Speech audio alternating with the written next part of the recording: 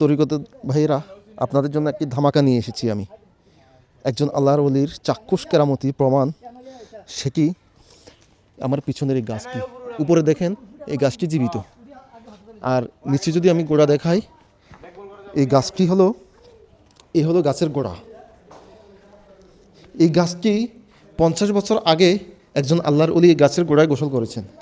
ও আল্লাহর ওলির গোসলের পানি যখন গাছের গোড়ায় যায় তখন গাছটি জীবিত হয়ে যায়। আল্লাহর ওলির মজিজা দেখেন। আমি সে আল্লাহর ওলির জীবন, কর্ম, রহস্য, উনার আধ্যাত্মিকতা, উনার কেরামতি, হাকিকত, মারফত দেখানোর চেষ্টা করছি। এটির একটি সম্পূর্ণ ভিডিও পাবেন আপনারা এই ভিডিওর কমেন্ট বক্সে।